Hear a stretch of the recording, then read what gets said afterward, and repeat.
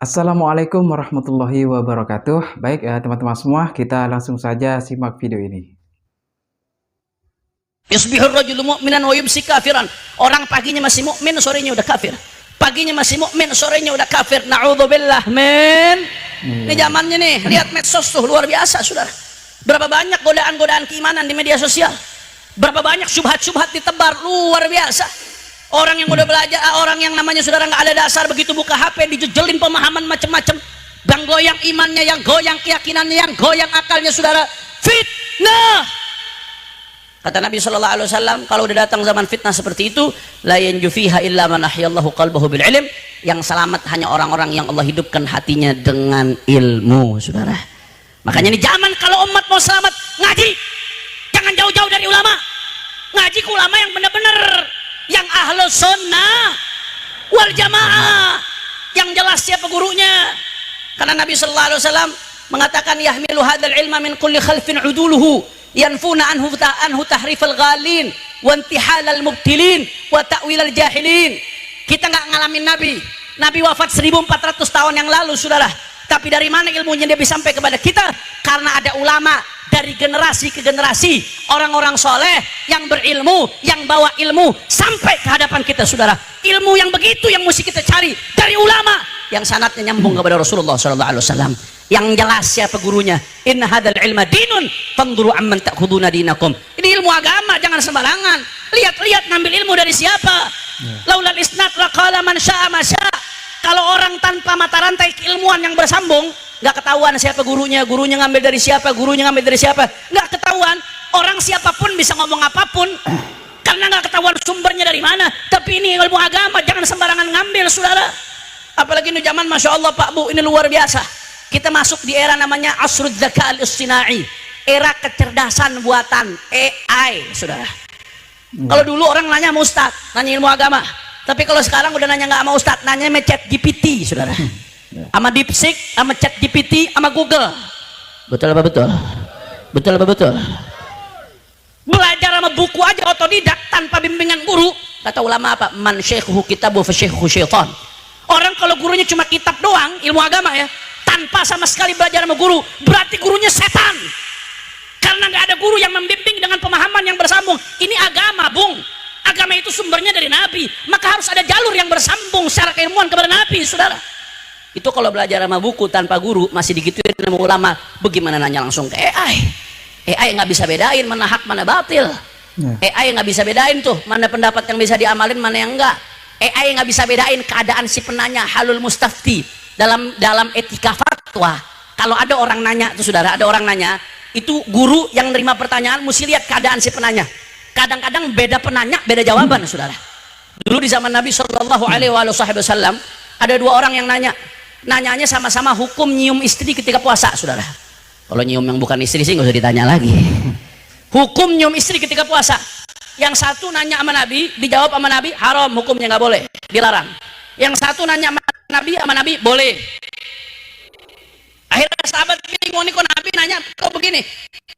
Pertanyaannya sama, jawabannya beda. Oh, ternyata yang satu yang dilarang sama Nabi itu yang nanya masih muda, syahwatnya masih ngegebu-gebu, senggol dikit langsung kenceng, saudara. Makanya dilarang sama Nabi, karena masih muda, bahaya, lagi puasa nyium istri, saudara. Dilarang. Yang satu lagi yang nanya, ternyata yang nanya udah tua.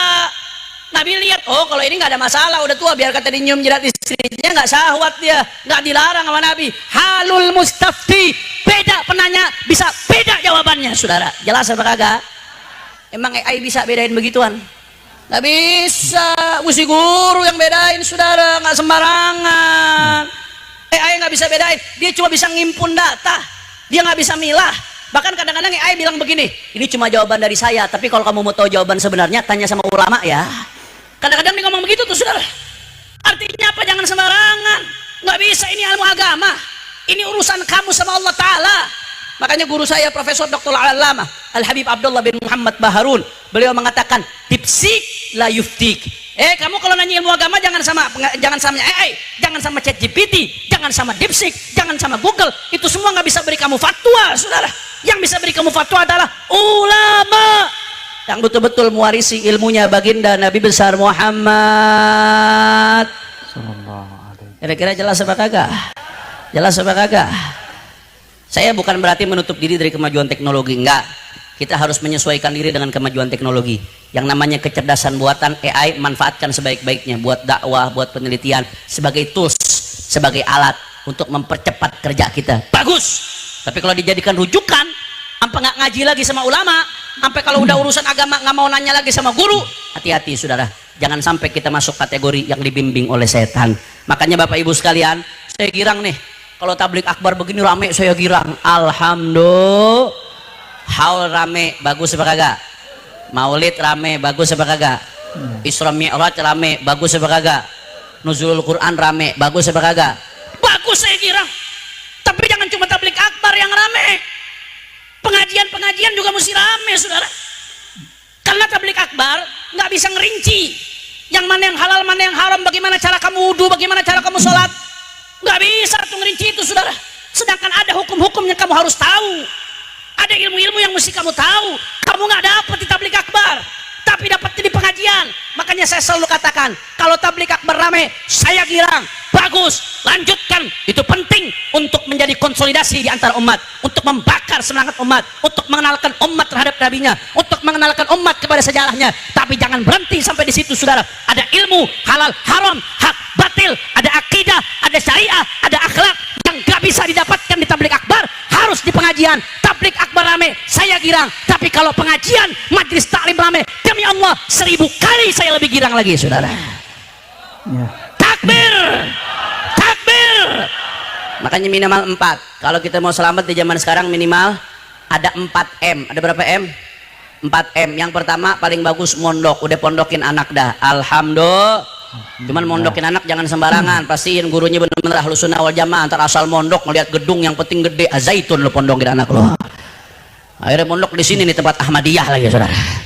Lihat-lihat dulu, jangan sembarangin mondok. Mondok yang jelas Ahlus Sunnah wal Jamaah. Nggak bisa mondok, minimal masukin anak ke madrasah. Belagu banget sih anak nggak boleh masukin madrasah. Banyak madrasah yang bagus-bagus. Nggak bisa di madrasah, minimal mengaji. Panggilin guru ngaji, saudara, biar dia bisa ngaji, biar dia kenal agama. Karena ente besok bakalan mati. Kalau ente udah mati, tetangga begitu besek selesai malam ke-7, besoknya udah nggak inget sama ente, udah nggak bakal doain. Yang bakal doain ente anak. Terus tuh anak ente nggak ngajarin ngaji, besok siapa yang mau doain ente, saudara? Kalau nggak bisa ngaji juga, minimal yang keempat majelis. Yang keempat apa? Yang pertama tadi M pertama, mondok. M yang kedua, madrasah. M yang ketiga, mengaji. M yang keempat, majelis. Minimal majelis.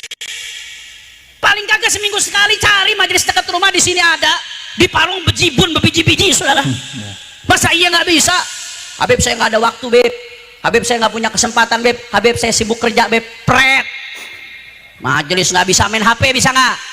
Nongkrong bisa nggak? Ngopi bisa nggak? Majelis nggak bisa juga. Maka M yang kelima, mati aja loh. Jelas atau tidak? Tablik akbar rame, bagus. Tapi kalau ngaji rame, jauh lebih bagus lagi, saudara.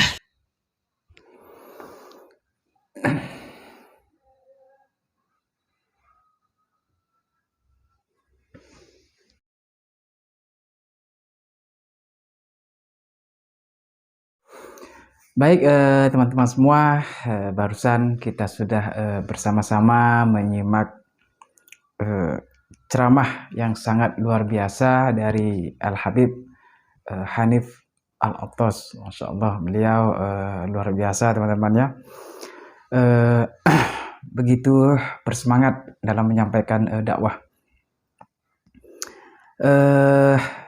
Jadi teman-teman semua, tadi Habib Hanif sempat berbicara soal AI, teman-teman ya. AI AI. Nah, di mana AI ini sudah apa ya? Sudah seperti menjadi kebutuhan, teman-teman ya. Yang sangat membantu pekerjaan kita dimanapun. Nah,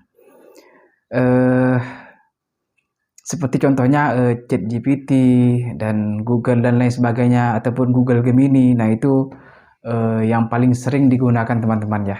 Bahkan ChatGPT itu bisa digunakan untuk menanyakan apa saja itu untuk mengerjakan soal anak-anak sekolah dan lain sebagainya itu dengan begitu mudahnya teman-teman ya, menggunakan aplikasi ataupun AI tersebut. Nah, di mana AI ini memang sekarang ini memang lagi apa ya? eh Lagi rame teman-teman, lagi apa ya?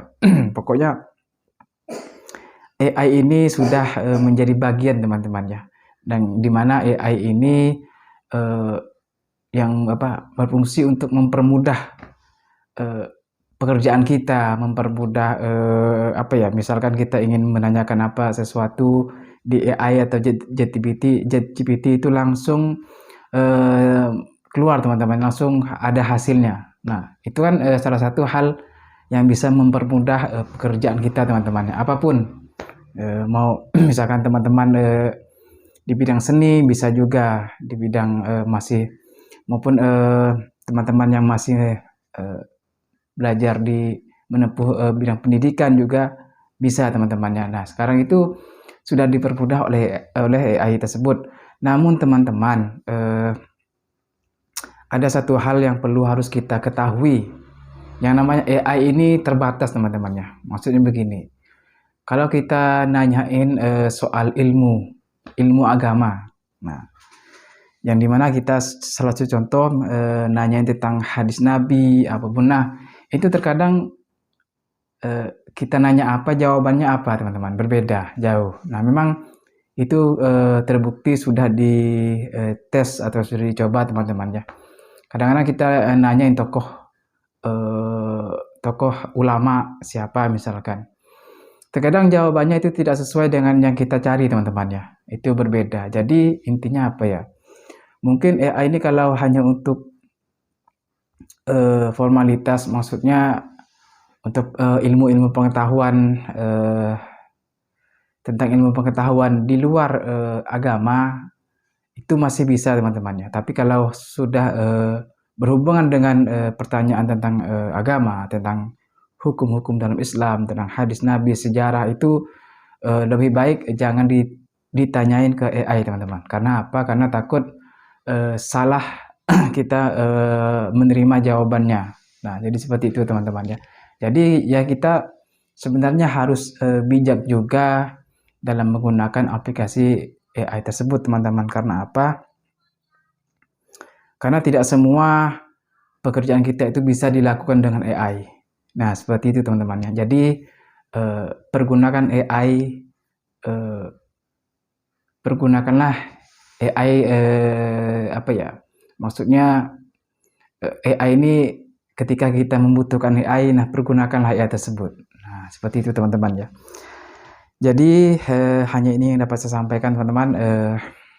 Yang saya pahami sedikit tentang AI, yang saya pelajari sedikit tentang AI, hanya ini yang dapat saya sampaikan. Mudah-mudahan bisa bermanfaat. Terima kasih sudah menyimak video ini dari awal sampai akhir. Mudah-mudahan teman-teman yang menonton video ini bisa mendapatkan manfaat dan menjadikan pembelajaran untuk kita semua. Amin ya robbal alamin. Baik teman-teman semua, cukup sampai di sini. Mohon maaf apabila ada kesalahan yang saya sampaikan. Mohon dimaafkan yang sebesar-besarnya. Baik teman-teman, cukup sampai di sini dan saya akhiri. Assalamualaikum warahmatullahi wabarakatuh.